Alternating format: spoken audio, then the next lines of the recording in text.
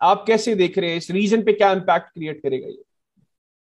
देखिए, ये जो कॉन्फ्लिक्ट है ये बेसिकली एक चॉइस थी जो कि प्रेसिडेंट पुतिन को लेनी थी। एक फैसला करना था कि सैंक्शंस इंपॉर्टेंट है कि हमारी सिक्योरिटी इंपॉर्टेंट है। और ये रशिया ने बार बार बताया है कि नेटो का ईस्टवर्ड एक्सपेंशन जो है वो हमें मंजूर नहीं है, क्योंकि इससे हमारी सिक्योरिटी कॉम्प्रोमाइज होती है। तो यही बात जो थी, और जो दूसरा मिन्स्क एग्रीमेंट हुए थे 2014 और 2015 में, उसमें कुछ वायदे करे गए थे। तो वो पुतिन साहब के हिसाब से, रशिया के हिसाब से वो मुकम्मल नहीं हो पाए। तो की सवाल है सारा नेटो का, हर चीज नेटो पे आके ठहर जाती है। तो यूक्रेन बहुत कीन है कि वो नेटो का मेंबर बन जाए।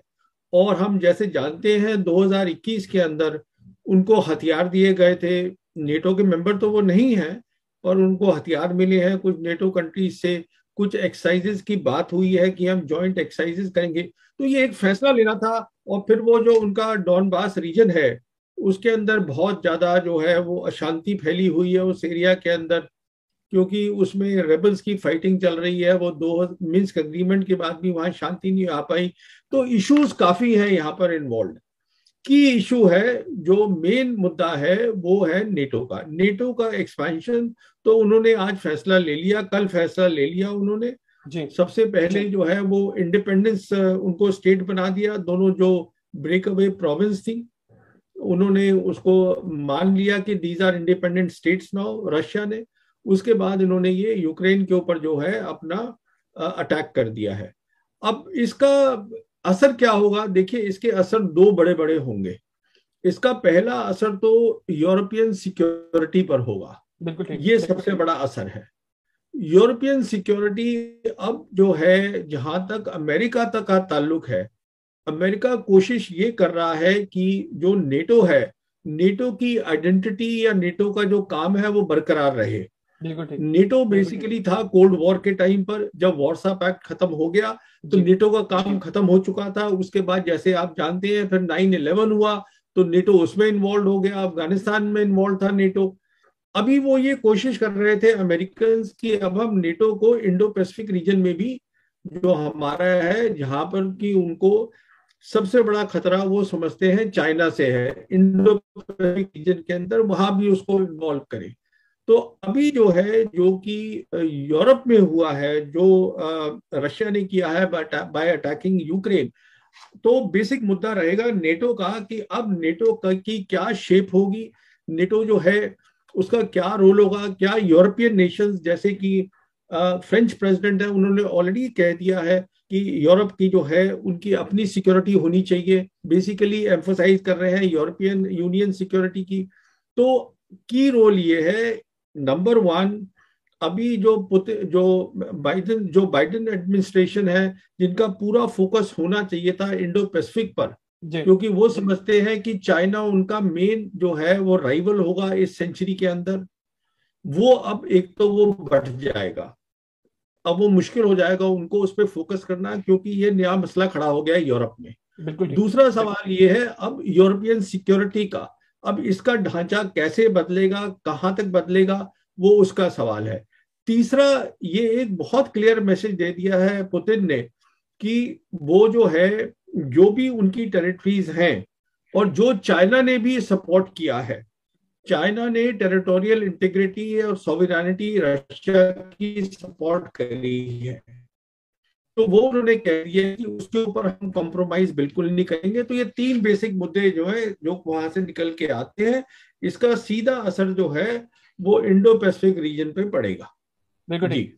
अच्छा प्रवीण साहब, मुझे ये भी बताइएगा, अभी प्राइम मिनिस्टर इमरान खान साहब ने इस क्रूशल टाइम पर रशिया का दौरा किया, और हम देख रहे हैं कि भारत में इस दौरे को बहुत अच्छे से इसके हवाले से बातें नहीं हो रही, क्योंकि हमने कल जनरल राज कादियान से भी बात की। उन्होंने कहा कि मेरी पर्सनल राय ये है कि अगर इस रीजन में ममालिक के आपस की ताल्लुकात बेहतर होते तो ये अच्छी चीज़ है। लेकिन अगर हम भारतीय मीडिया की बात करें और वहां पर जो एक्सपर्ट्स बात कर रहे हैं, वो बिल्कुल मुख्तलिफ राय दे रहे हैं, और उनसे ऐसे जैसे ये चीज़ हजम नहीं हो रही। तो आप क्या समझते हैं, एक तो पाकिस्तान और रशिया के क्लोज टाइज का इस रीजन को क्या फायदा होगा, और दूसरा क्यों भारत के अंदर इसको वेलकम नहीं किया जा रहा? देखिए, पहली बात तो यह है टाइमिंग का। ये काफी बातचीत हो रही है कि इमरान खान जो है ऐसे टाइम पर क्यों थे रशिया के अंदर जबकि रशियंस ने अटैक किया है। तो मेरे ख्याल में ये कोई नेगेटिव बात नहीं है, ये पॉजिटिव बात है कि अगर वो थे। क्यों पॉजिटिव है? क्योंकि वो एक, आज पाकिस्तान जो एशिया पैसिफिक स्ट्रेटजी है चाइना की, जिसमें कि रशिया भी इन्वॉल्व है पूरी तरीके से, वो उसका एक बहुत खास पिवट है, एक बहुत खास मेंबर है एशिया पैसिफिक स्ट्रेटजी का चाइना की, जो कि बेसिकली डिपेंड करती है on belt and road initiative. उसका एक बहुत इंपॉर्टेंट मेंबर है। तो अभी वो मिले भी थे, शी जिनपिंग को मिले हैं विंटर ओलंपिक्स में बीजिंग में। तो ऐसा तो है नहीं कि पाकिस्तान को बिल्कुल पता नहीं होगा कि ऐसा कुछ होने वाला है। वो मैं क्यों कह रहा हूं, उसका कारण ये है कि मैं समझता हूं कि जब हमने, हिंदुस्तान ने जम्मू और कश्मीर का स्टेटस चेंज किया था, उसके बाद चाइना और पाकिस्तान बहुत ज्यादा एक दूसरे से सलाह करते हैं।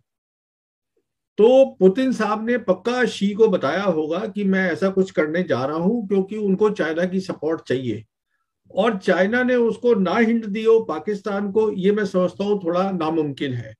और इमरान साहब का वहां होना बिल्कुल ठीक है, उसमें कोई हर्ज नहीं है उनका वहां होना, क्योंकि उनका 2 दिन का जो विजिट थी वो कामयाब रही है मेरे हिसाब से। वो प्रेसिडेंट को मिले हैं, प्रेसिडेंट से बात हुई है, बहुत सारे इश्यूज उन्होंने रेज करे हैं, रीजनल सिक्योरिटी की बात करी है, एनर्जी की बात करी है। फिर उन्होंने वहां पे जो आपके बिजनेस के लोग हैं रशिया के, वो बिजनेस बढ़ाना चाहते हैं। वो तारिक साहब उनके कोई दोस्त हैं जिसको उन्होंने एक गो बिटवीन बनाया है, जो उन्होंने बोला है पब्लिकली कि हम जो एरियाज हैं वो भी उन्होंने बताए हैं कि देखिए हम एग्रीकल्चर है, फार्मा फार्मा है, एनर्जी सेक्टर है, साइबर आईटी है, मिलिट्री टेक्नोलॉजी है, हम इन एरियाज में करना। मेरे ख्याल में एक बहुत कामयाब थी विजिट, एक कामयाब विजिट थी। और क्योंकि वो, he is on the right side of what is happening today in the Asia Pacific strategy, तो उनका, he is part of that group. Pakistan today is part of this group, Russia, China and Pakistan. तो connectivity जो है वो बढ़ानी बहुत जरूरी है पाकिस्तान के लिए, रशिया समझता है, क्योंकि पाकिस्तान का कनेक्टिविटी का एक खास रास्ता है जो वो अफगानिस्तान के थ्रू जाता है, अफगानिस्तान से central Asian Republic, central Asian Republic से रशिया। तो ये मैं समझता हूं कि एक बहुत ही अच्छी विजिट थी आफ्टर 1999 जब नवाज शरीफ गए थे। क्यों उससे बेहतर थी?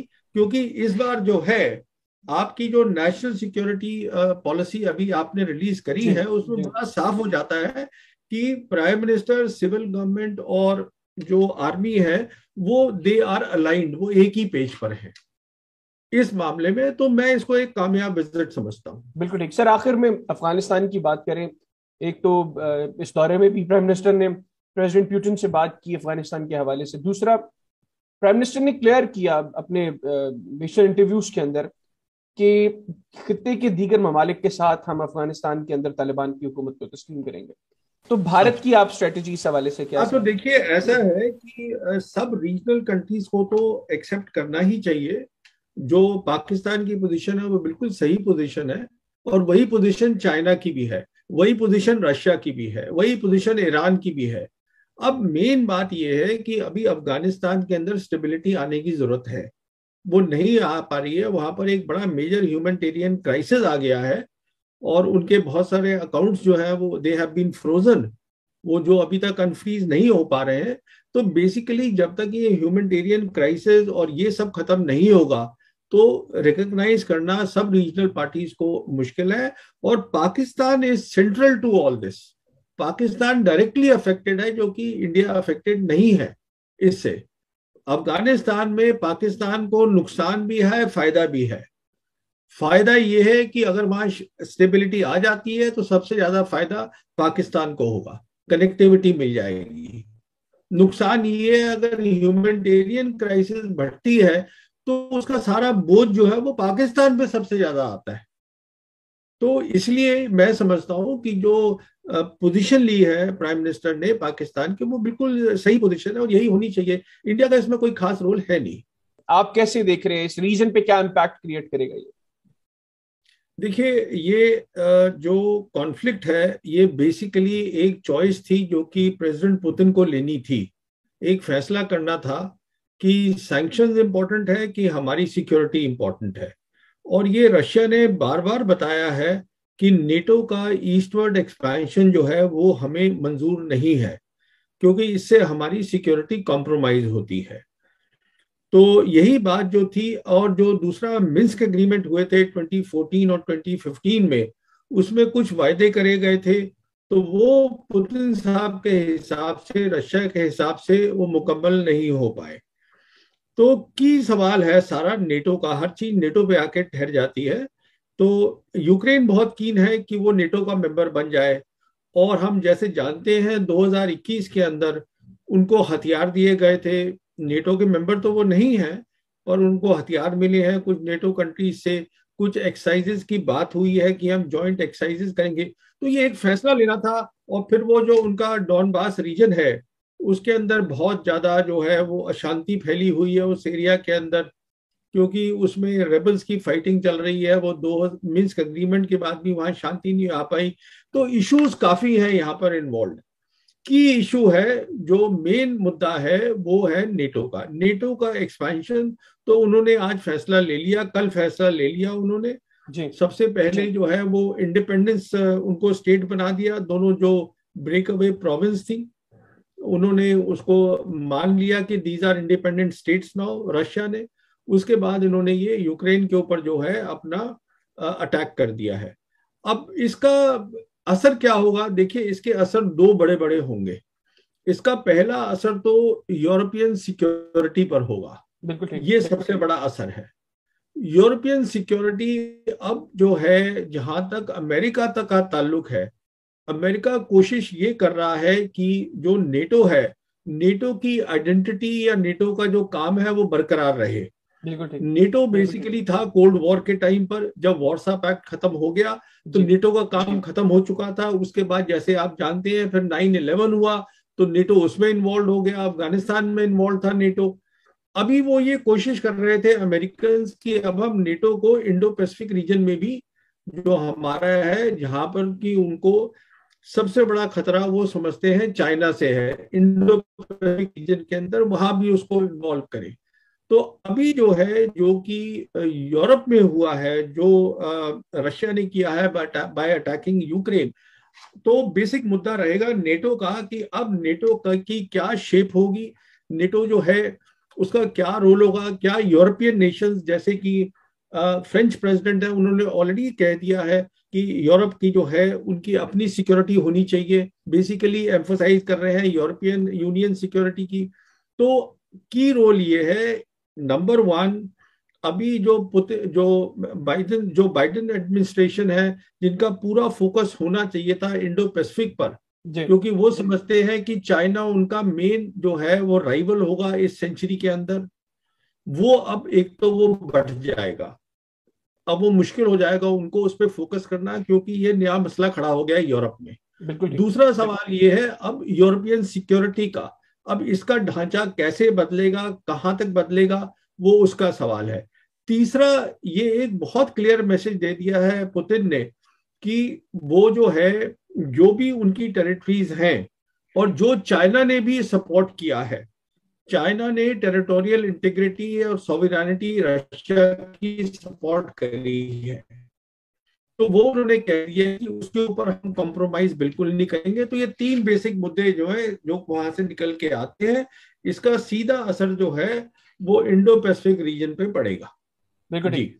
अच्छा प्रवीण साहब, मुझे ये भी बताइएगा, अभी प्राइम मिनिस्टर इमरान खान साहब ने इस क्रूशल टाइम पर रशिया का दौरा किया, और हम देख रहे हैं कि भारत में इस दौरे को बहुत अच्छे से इसके हवाले से बातें नहीं हो रही। क्योंकि हमने कल जनरल राज कादियान से भी बात की, उन्होंने कहा कि मेरी पर्सनल राय ये है कि अगर इस रीजन में ममालिक के आपस की ताल्लुकात बेहतर होते हैं तो ये अच्छी चीज़ है। लेकिन अगर हम भारतीय मीडिया की बात करें और वहां पर जो एक्सपर्ट्स बात कर रहे हैं वो बिल्कुल मुख्तलिफ राय दे रहे हैं, और उनसे ऐसे जैसे ये चीज़ हजम नहीं हो रही। तो आप क्या समझते हैं, एक तो पाकिस्तान और रशिया के क्लोज टाइज का इस रीजन को क्या फायदा होगा, और दूसरा क्यों भारत के अंदर इसको वेलकम नहीं किया जा रहा?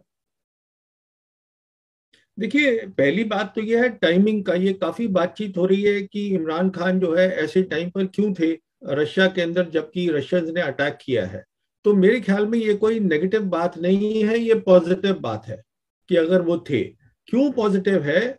क्योंकि वो एक, आज पाकिस्तान जो एशिया पैसिफिक स्ट्रेटजी है चाइना की, जिसमें कि रशिया भी इन्वॉल्व है पूरी तरीके से, वो उसका एक बहुत खास पिवट है, एक बहुत खास मेंबर है एशिया पैसिफिक स्ट्रेटजी का चाइना की, जो कि बेसिकली डिपेंड करती है on belt and road initiative. उसका एक बहुत इंपॉर्टेंट मेंबर है। तो अभी वो मिले भी थे, शी जिनपिंग को मिले हैं विंटर ओलंपिक्स में बीजिंग में। तो ऐसा तो है नहीं कि पाकिस्तान को बिल्कुल पता नहीं होगा कि ऐसा कुछ होने वाला है। वो मैं क्यों कह रहा हूं, उसका कारण ये है कि मैं समझता हूं कि जब हमने, हिंदुस्तान ने जम्मू और कश्मीर का स्टेटस चेंज किया था, उसके बाद चाइना और पाकिस्तान बहुत ज्यादा एक दूसरे से सलाह करते हैं। तो पुतिन साहब ने पक्का शी को बताया होगा कि मैं ऐसा कुछ करने जा रहा हूं, क्योंकि उनको चाइना की सपोर्ट चाहिए। और चाइना ने उसको ना हिंट दी हो पाकिस्तान को, ये मैं समझता हूँ थोड़ा नामुमकिन है। और इमरान साहब का वहां होना बिल्कुल ठीक है, उसमें कोई हर्ज नहीं है उनका वहां होना, क्योंकि उनका 2 दिन का जो विजिट थी वो कामयाब रही है मेरे हिसाब से। वो प्रेसिडेंट को मिले हैं, प्रेसिडेंट से बात हुई है, बहुत सारे इश्यूज उन्होंने रेज करे हैं, रीजनल सिक्योरिटी की बात करी है, एनर्जी की बात करी है। फिर उन्होंने वहां पे जो आपके बिजनेस के लोग हैं रशिया के, वो बिजनेस बढ़ाना चाहते हैं। वो तारिक साहब उनके कोई दोस्त हैं जिसको उन्होंने एक गो बिटवीन बनाया है, जो उन्होंने बोला है पब्लिकली कि हम जो एरियाज हैं वो भी उन्होंने बताए हैं कि देखिए हम एग्रीकल्चर है, फार्मा फार्मा है, एनर्जी सेक्टर है, साइबर आईटी है, मिलिट्री टेक्नोलॉजी है, हम इन एरियाज में करना। मेरे ख्याल में एक बहुत कामयाब थी विजिट, एक कामयाब विजिट थी। और क्योंकि वो, he is on the right side of what is happening today in the Asia Pacific strategy, तो उनका, he is part of that group. Pakistan today is part of this group, Russia, China and Pakistan. तो connectivity जो है वो बढ़ानी बहुत जरूरी है पाकिस्तान के लिए, रशिया समझता है, क्योंकि पाकिस्तान का कनेक्टिविटी का एक खास रास्ता है जो वो अफगानिस्तान के थ्रू जाता है, अफगानिस्तान से central Asian Republic, central Asian Republic से रशिया। तो ये मैं समझता हूं कि एक बहुत ही अच्छी विजिट थी आफ्टर 1999 जब नवाज शरीफ गए थे।